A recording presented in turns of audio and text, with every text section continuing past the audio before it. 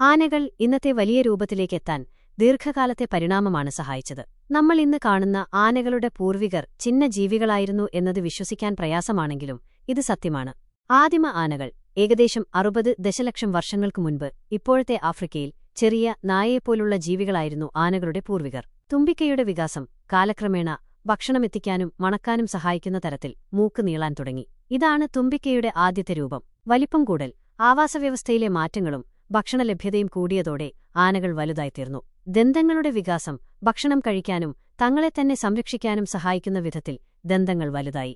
ആനകളുടെ പരിണാമത്തിന്റെ പ്രധാന ഘട്ടങ്ങൾ.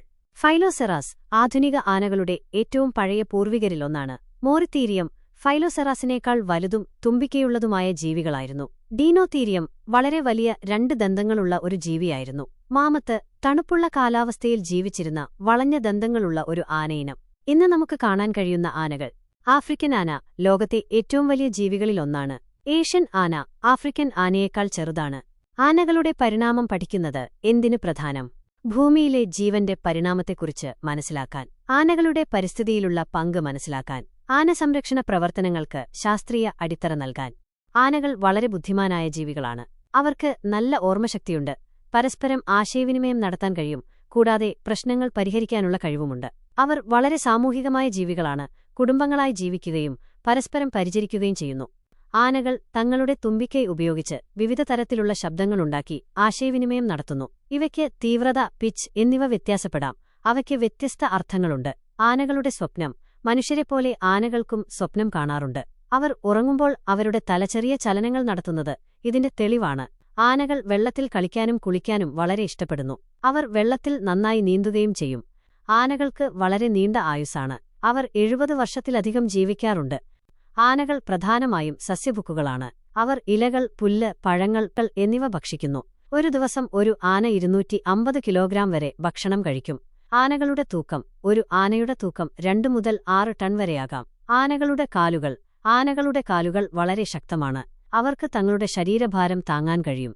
ആനകളുടെ ദന്തങ്ങൾ. ആനകളുടെ ദന്തങ്ങൾ നിരന്തരം വളരുന്നതാണ്. ഒരു ദന്തം ഉരസിയൊടുങ്ങുമ്പോൾ മറ്റൊന്ന് വളരും. ഇന്ത്യയിലെ പ്രധാന ആനസംരക്ഷണ കേന്ദ്രങ്ങൾ. ഇന്ത്യയിൽ ആനകളുടെ സംരക്ഷണത്തിനായി നിരവധി സംരക്ഷണ കേന്ദ്രങ്ങൾ സ്ഥാപിച്ചിട്ടുണ്ട്. ഈ കേന്ദ്രങ്ങൾ ആനകൾക്ക് സുരക്ഷിതമായ ആവാസവ്യവസ്ഥ നൽകുന്നതോടൊപ്പം അവയെക്കുറിച്ചുള്ള പഠനവും ഗവേഷണവും നടത്തുന്നു. ഇന്ത്യയിലെ പ്രധാന ആനസംരക്ഷണ കേന്ദ്രങ്ങളിൽ ചിലത്. പെരിയാർ വന്യജീവി സങ്കേതം, കേരളം. ഇന്ത്യയിലെ ഏറ്റവും പ്രശസ്തമായ വന്യജീവി സങ്കേതങ്ങളിലൊന്നാണ് പെരിയാർ. ഇവിടെ ആനകൾക്കു പുറമെ കടുവ, മാൻ, പക്ഷികൾ തുടങ്ങിയ നിരവധി വന്യജീവികളെയും കാണാം. കാസർഗോഡ് വന്യജീവി സങ്കേതം, കേരളം. കാസർഗോഡ് വന്യജീവി സങ്കേതം ആനകൾക്ക് പ്രധാനപ്പെട്ട ആവാസവ്യവസ്ഥയാണ്. ഇവിടെ നിരവധി ആനകളെ കാണാൻ സാധിക്കും. നാഗർജുൻ സാഗർ ശ്രീശൈലം ടൈഗർ റിസർവ്, ആന്ധ്രാപ്രദേശ്. ഇന്ത്യയിലെ ഏറ്റവും വലിയ കടുവാ സംരക്ഷണ കേന്ദ്രങ്ങളിലൊന്നാണ് നാഗർജുൻ സാഗർ ശ്രീശൈലം ടൈഗർ റിസർവ്. ഇവിടെ ആനകൾക്കു പുറമെ കടുവ, മാൻ, പക്ഷികൾ തുടങ്ങിയ നിരവധി വന്യജീവികളെയും കാണാം. കാസിർംഗ ദേശീയോദ്യാനം, അസം. കാസിർംഗ ദേശീയോദ്യാനം ഒരു കൊമ്പൻ ആനകൾക്ക് പ്രശസ്തമാണ്. ഇവിടെ ലോകത്തിലെ ഏറ്റവും വലിയ ഒരു കൊമ്പൻ ആനകളുടെ സാന്ദ്രതയാണ്. ഗിരിവാൾ വന്യജീവി സങ്കേതം, തമിഴ്നാട്. ഗിരിവാൾ വന്യജീവി സങ്കേതം ആനകളുടെയും മറ്റ് വന്യജീവികളുടെയും ഒരു പ്രധാന ആവാസവ്യവസ്ഥയാണ്. ഇന്ത്യയിലെ മറ്റ് പ്രധാന ആന സംരക്ഷണ കേന്ദ്രങ്ങൾ.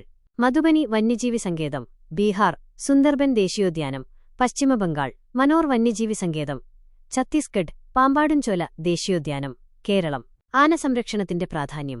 ആനകൾ ഇന്ത്യൻ വനങ്ങളുടെ ആവാസവ്യവസ്ഥയുടെ ഒരു അവിഭാജ്യ ഘടകമാണ്. അവരുടെ സംരക്ഷണം വനങ്ങളുടെ ആരോഗ്യത്തിനും സന്തുലനത്തിനും അത്യാവശ്യമാണ്. ആനകളുടെ ആവാസവ്യവസ്ഥ നഷ്ടപ്പെടുന്നത് ജൈവവൈവിധ്യത്തിന്റെ നഷ്ടത്തിലേക്ക് നയിക്കും. ആനസംരക്ഷണത്തിൽ എങ്ങനെ സഹായിക്കാം? വനങ്ങളെ സംരക്ഷിക്കുക, വന്യജീവികളെ കടത്തുന്നത് തടയുക, ആനകളെക്കുറിച്ചുള്ള അവബോധം വർദ്ധിപ്പിക്കുക. ആനകളെക്കുറിച്ചുള്ള ഈ വീഡിയോ നിങ്ങൾക്ക് ഇഷ്ടപ്പെട്ടെന്ന് വിചാരിക്കുന്നു. ഇത്തരം നല്ല വീഡിയോസിനായി ചാനൽ സബ്സ്ക്രൈബ് ചെയ്യുക.